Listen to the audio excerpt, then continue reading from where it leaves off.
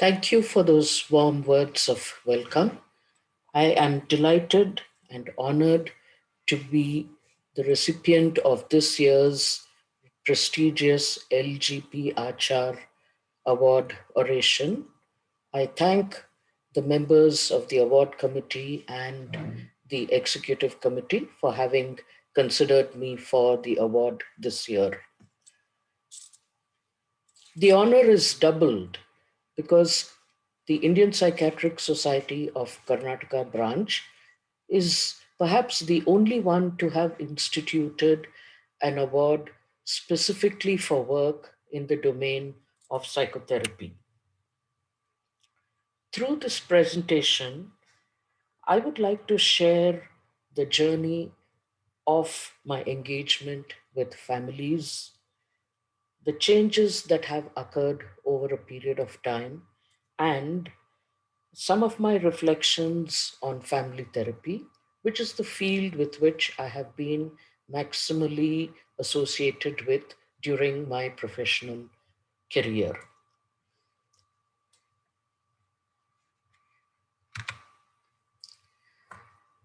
This journey began in 1977 when I entered the portals of NIMHANS after the mandatory entrance exam and interview.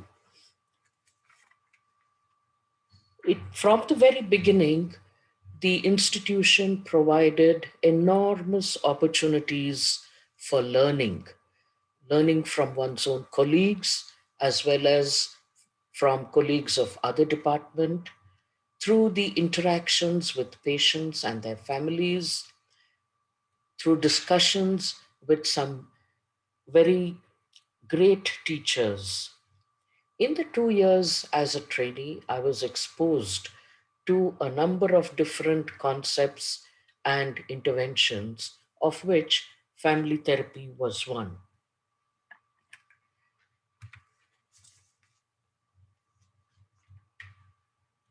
The journey continued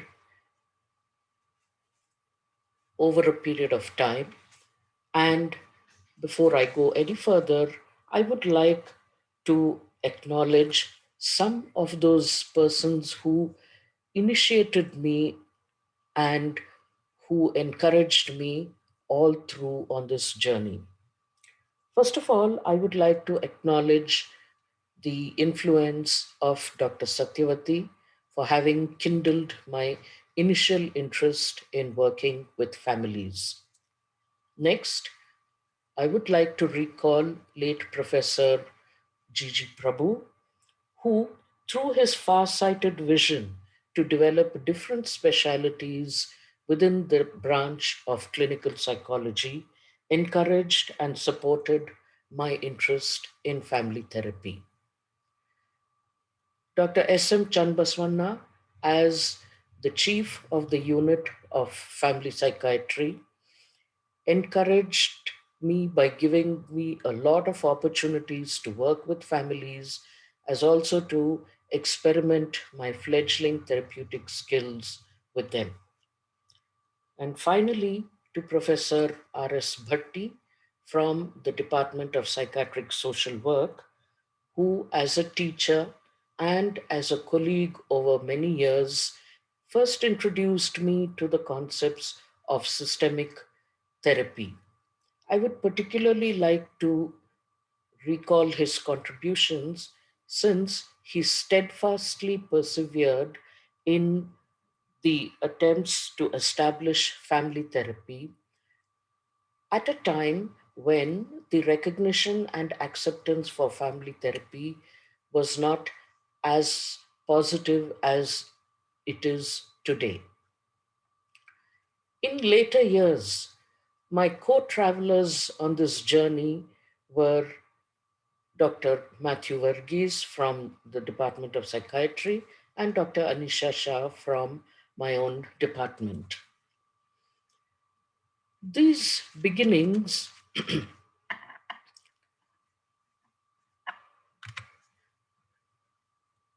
gave me my first introduction to the inner world of family dynamics with With a 17-year-old girl who had been admitted along with her parents to the family psychiatric center and whom I was asked to undertake therapy with.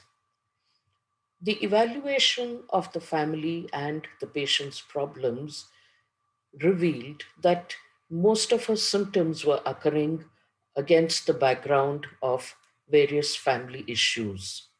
And the discussions with my supervisor brought out the fact that many of these interpersonal conflicts were being enacted as symptoms in the patient. I personally felt caught up in a vortex of competing demands since the viewpoints and perceptions of each side seemed equally legitimate. I felt very confused and overwhelmed and experienced considerable difficulty in maintaining one of the basic tenets of family therapy, which is to remain neutral while conducting sessions with the family. However, in spite of my diffidence and perhaps my clumsy efforts, the patient improved and the family were discharged within a short period of time. Moving on over the years, my interest was further deepened when I joined the department and had the opportunity of a full time attachment to the family therapy unit. It was here that I also became introduced to group processes, something that had been initiated several years before by late Professor H.S. Narayan.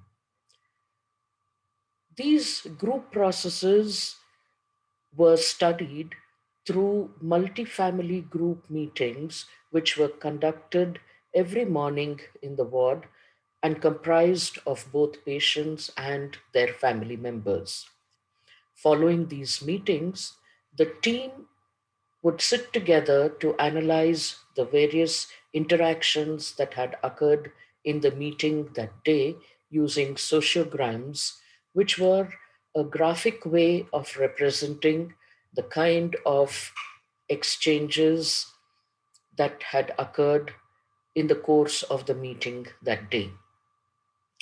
It offered us a valuable avenue to explore the various domains of interpersonal dynamics, such as, for example, what kind of alliances formed within the group, how did these change over a period of time, and how were these alliances dealt with by the other group members and the therapists. These group meetings also provided avenues for a lot of emotional expression, which in itself was quite therapeutic to many of the patients. And it gave me an insight into how these group processes could mobilize support and cohesiveness amongst the members and give them a sense that they were not alone in dealing with the problems. The ambience of the family ward itself was quite a therapeutic one. As you could see, it is quite unlike a typical hospital ward. The patients would be admitted there along with their family members. There was also a kitchen attached where the families could prepare their own food. It This gave an opportunity for the staff to observe how did the family go about in handling their activities of daily living, how did they handle various problems which arose or the conflicts, in addition to how did they manage and deal with the patient and the patient's symptoms over the course of the day. All this just deepened my interest and determination to continue working in this field, and I continued this interest when I began my doctoral thesis with a study of the family attitudes to mental illness. This study gave me an opportunity to interview about 180 families, and it was a transformative experience. It was humbling to listen to stories of immense struggles that the families had gone through in providing continual care for their ill member. And at the same time, also, there were stories of optimism and resilience that emerged, all of which furthered my interest to work with families. As I continued with this work, I would like to, before I go further, to outline what I think are some of the characteristics that seem to be part or which seem to describe the Indian families. First of all, families are the bedrock of Indian society. Perhaps the same can be said of most civilized societies as well. However, some of the unique features are the fact that there is a centrality of marriage and family life in the social fabric of the culture. Children and adolescents are given a special place. Interdependence and support across generations are encouraged and uniquely valued. Parents and extended family members continue to be the primary socializers, and adult children maintain close ties with the family despite great geographical distances. Nowhere is this better exemplified than in the arena of decision making, particularly when the decisions involve important aspects such as career changes or career planning, or choosing a partner for a long term relationship such as marriage. Children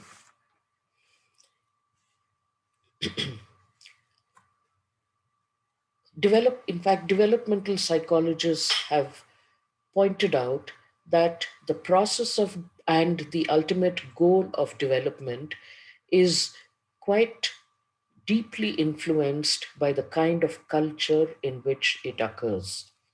Viewed from that context, children in our society are socialized into the collectivistic values of cooperation, interdependence, duty, nurturing, obedience, and dependability.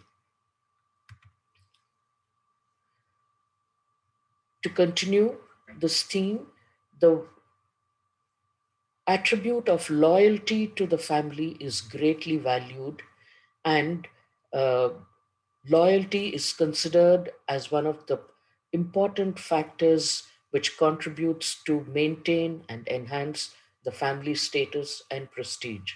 In fact, many of us are familiar with the experience of trying to understand a person when we meet them for the first time by trying to locate them within the background of their families.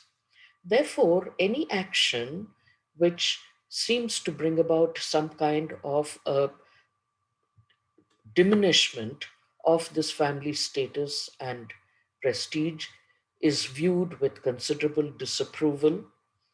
The horrific instances of killings that we read about from time to time are perhaps some of the extreme examples of the expression of this disapproval.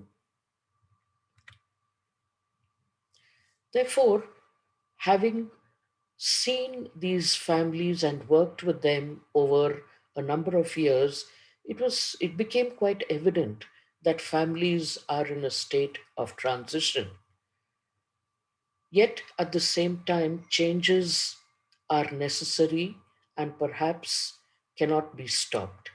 The challenge, therefore, arises of How do we reconcile the need for stability as well as the forces of change?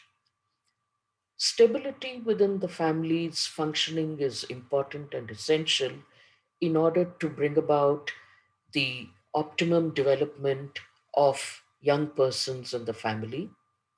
At the same time, changes that occur in the larger society and which impinge on the family are also perhaps unavoidable. And the task then becomes, how do we balance both? I want to touch upon what I believe are some of the changes that have characterized the families in today's times. First of all, there is a change from the traditional to the modern in terms of the customs, the habits, practices, belief systems, and the overall lifestyle of families. There is little doubt that families have moved from being extended families to more smaller nuclear families. Families have become more urban. There is a definite shift from being more rural to being more urban. We were all witness to the magnitude of this particular change, at least in an indirect way, when during the recent lockdown we witnessed the phenomenon of reverse migration of so many families from the cities that they had come to work in, returning back to their native villages and towns. Families have also become more child centric as compared to the importance that was accorded to elder members and senior members of the family in earlier times. Thus, some of these changes have also led to a decline of the influence of the family as an institution. For one thing, there are fewer members of the family who might be available to provide the needed support, and the family's role in decision making also seems to have decreased over a period of time as other groups or other factors have overtaken this role. These changes have had their impact on marriages as well. There are definitely changes in the form and in the functions of marriage that can be clearly discerned. For example, the emergence in the form of marriage, such as the same sex marriage, and within the uh, heterosexual partnerships, the changes in the functioning and the roles and responsibilities being assumed by each of the partners is definitely very different. Divorce and separation are more common and seem to be less stigmatizing and more accepted these days. There is an increase of cohabitation and live in relationships. And though we would not like to acknowledge it, there is certainly a greater involvement in premarital and extramarital relationships. Another phenomenon is the conscious decision that many couples take to not have a children, which is in contrast to the earlier understanding of um, having progeny as being one of the primary tasks of a marriage. Another domain which has been highlighted is the poor parenting skills for which many parents themselves have sought help. There seems to be a lack of awareness of the developmental needs of children and also an inability to handle these issues in age appropriate ways. For example, many families find it difficult to make the necessary change and transition when dealing with a child who is of a school going age and the changes that would be required when that child becomes an adolescent. Despite the availability of so much of information on the net as well as of self-help books, many parents experience a feeling of inadequacy or low confidence in their roles as parents and often worry about whether they are doing the right thing and bringing up their children in the right way. Many of the advice and guidance that is provided by these books seem to be internalized and therefore creates a kind of a pressure on the parents to be a perfect parent. It must also be remembered that parenting still continues to be a gendered activity, with a major part of the parenting being shouldered still by the mothers. All of us are familiar with some of these less desirable aspects of the family life, which is the high focus on academic achievements, the frequent comparisons that are made with siblings and peers, adolescents and young adults being seen as the repositories for parental aspirations and for their own and for the realization of their own unfulfilled ambitions and dreams. There is also quite clearly an inability to relate to adolescents as emerging adults. I would like to particularly focus on adults given the fact that they are the next generation of emerging adults.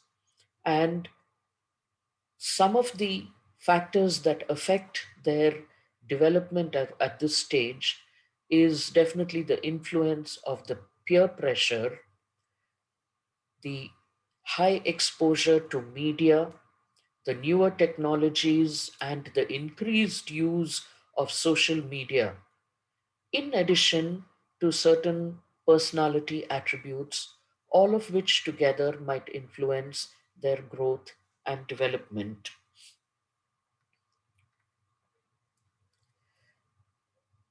Here, I would like to share the findings of a study which one of my students had carried out a few years ago, in which both parents and the young person were asked about their views on individuation and what did they perceive to be the attributes of individuation.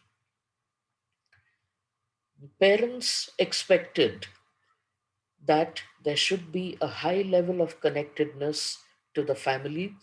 There should be an adherence to values that are available or present in the families.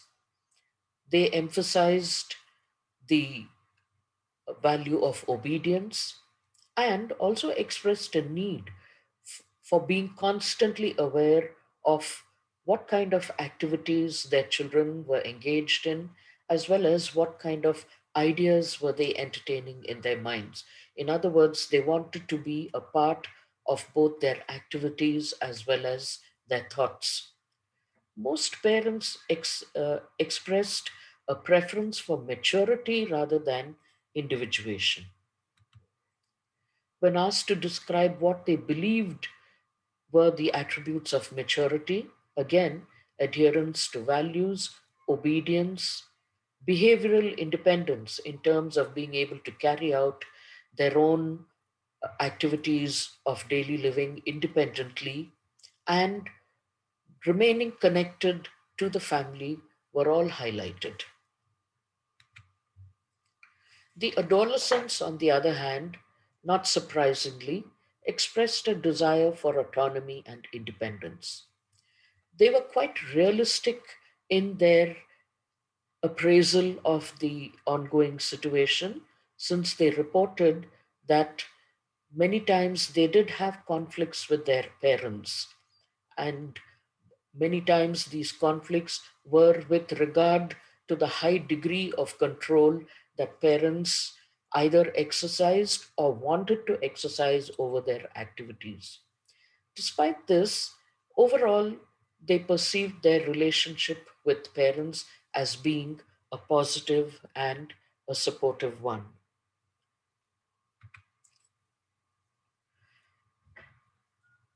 Some factors can also be discerned that in recent times appear to be contributing to the family's breakdown. Among these, we can identify protracted and unresolved conflict between parents, poor mental health, especially poor maternal mental health, financial hardships. It is to be noted, however, that family breakdown should be understood as a process and not as a single event. Any one of the factors that I mentioned earlier can trigger the breakdown of the family and can have a cascading effect on various aspects of their family life. Research, however, does not point to a direct causal link between family breakdown and negative child outcomes. It appears that the presence of a number of risk and protective factors can mediate the outcomes, and sometimes the presence of these protective factors can actually help to mitigate the effects of some of these negative influences that might be present. This is important because it offers a scope for intervention and for prevention of problems from becoming worse. The social costs of unstable marriages are again something that have become increasingly apparent in recent times. This includes decreased well being of children, which at times can take the form of emotional or behavior problems. There is also the increased risk for substance misuse, high risk sexual behaviors, self harm and violence, and the rising prevalence of personality disorders. At an individual level, these factors lead to the to a young individual whose personality is characterized by poor frustration tolerance, poor impulse control, self absorption, and a lower capacity for empathy. At an interpersonal levels, these young adults often struggle with fears of commitment, particularly when it concerns decision making regarding a long term relationship such as marriage. They seem to have a poorer ability to resolve conflicts, which then can contribute to higher frequency of conflicts with spouses, and this in turn increases the risk of a marital dissolution.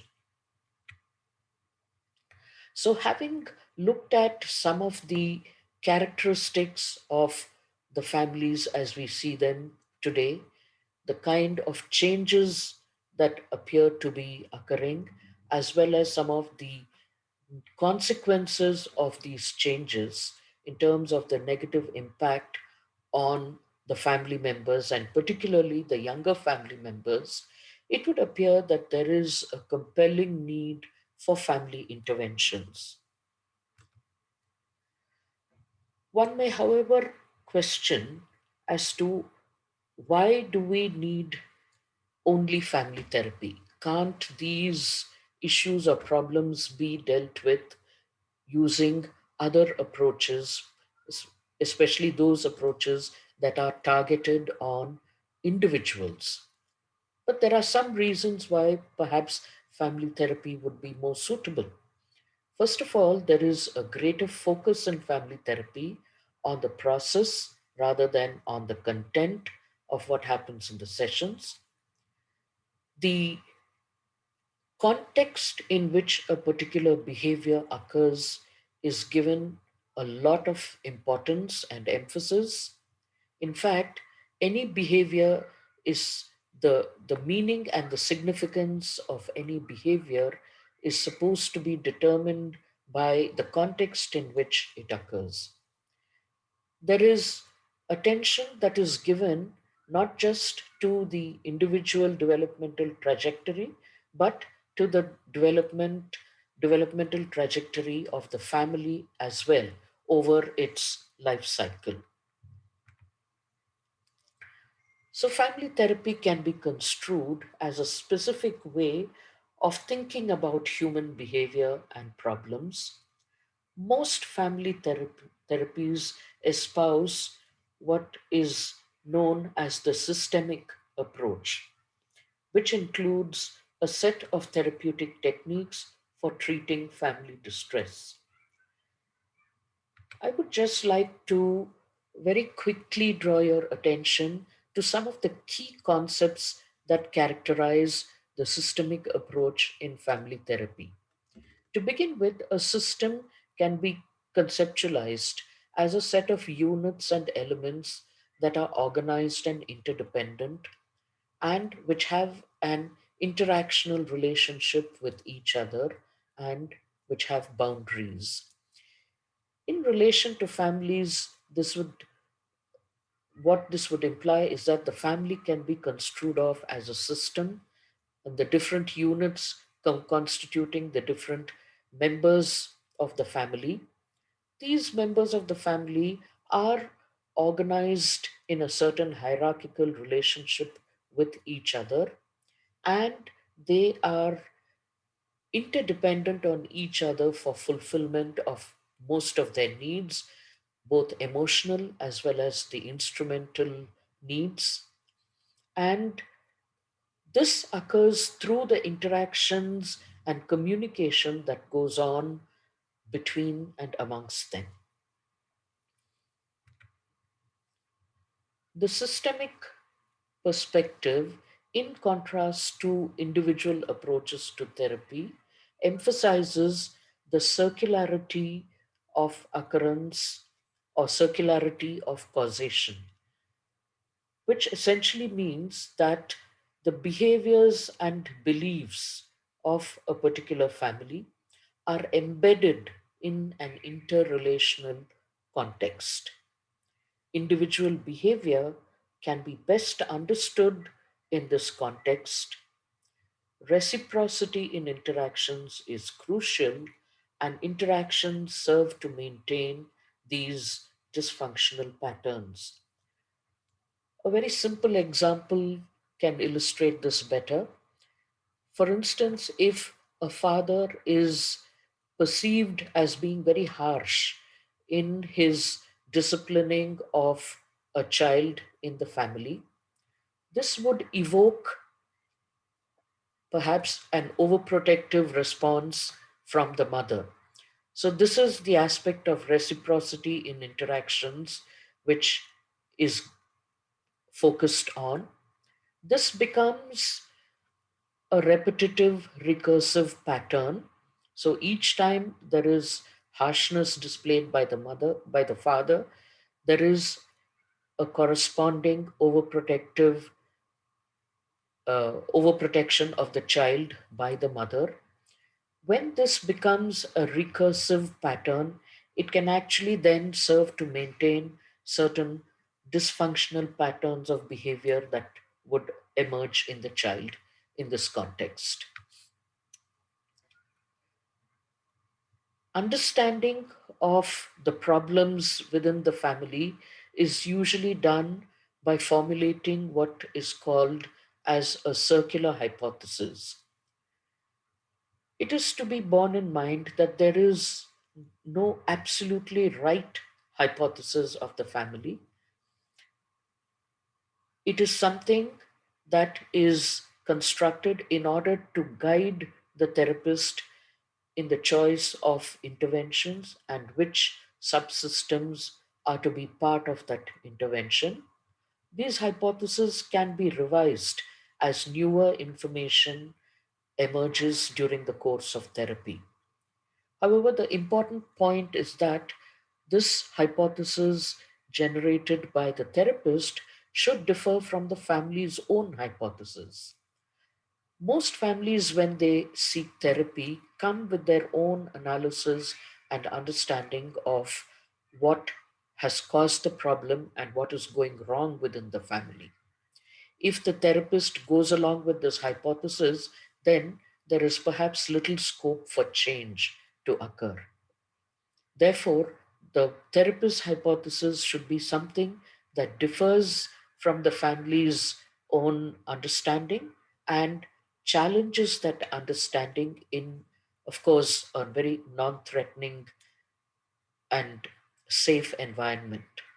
The other questions that the therapist or the circular hypothesis raises is what purpose is being served by the presence of the symptoms in the family, and what would happen to the family if these symptoms were not to be present?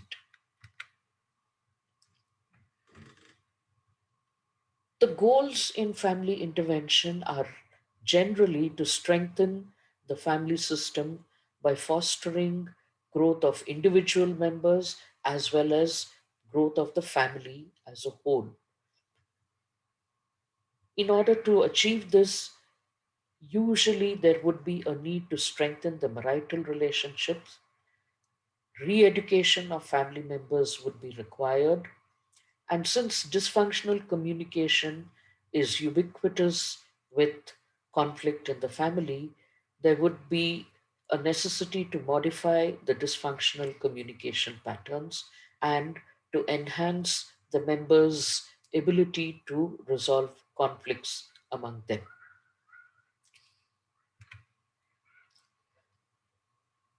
In terms of the short term goals, in family therapy, the effort is usually to shift the focus away from the individual who has been brought as the identified patient and instead to get the family to focus on the characteristics of their relationships, which perhaps appear to be maintaining the problem behaviors in the individual, to develop a strong therapeutic alliance with all members of the family, which is often a challenging task for the therapist, given the fact that there is a very human tendency to align with one or the other of the family members based on certain similarities of age or gender or the stage of the particular family life cycle that the therapist is in. Therapist also has to ensure that there is equal opportunity for participation in the sessions by all the members and to discourage attempts by any one family member to dominate the session or to act as a spokesperson for the rest of the family. In common with other therapeutic approaches, therapists have to enhance the motivation for therapy, foster a sense of hope and optimism regarding the outcome. With regard to long-term goals, efforts are made to resolve the presenting problems and the symptoms, but more importantly, to decrease the urge to punish each other and thereby to encourage forgiveness in the relationship.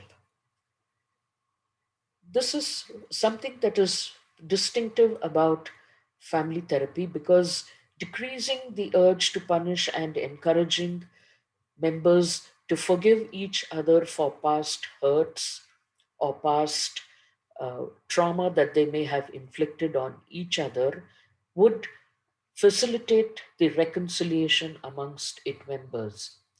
In couple therapy, on the other hand, separation of the partners might be considered as a constructive outcome of the therapy. In family therapy, on the other hand, the reconciliation amongst members is perhaps what would be considered as a constructive outcome. It must also be remembered that the mere absence of conflict does not indicate that family members have become close to each other. In order to do that, the therapist still has to work on helping family members develop a sense of being supportive, caring, and developing a more intimate relationship amongst them.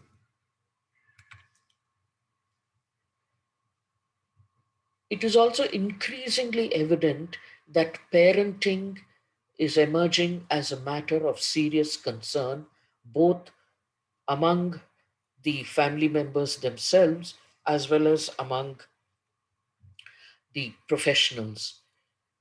And therefore, it perhaps needs to become an important aspect of the public health agenda for mental health. This is obvious because there is a need for promotive and preventive programs in the field of mental health which use a public health approach. And these promotive and preventive programs would benefit by including family and marital life education, as well as the development of relationship skills as an integral part of these programs. These would contribute immensely to the prevention of mental health problems, both in young persons as well as in preserving the intactness of families as a whole. As far as resolving couple relationship issues, divorce therapy and mediation as alternatives to an adversarial processes are also something that needs to be seriously concerned. As-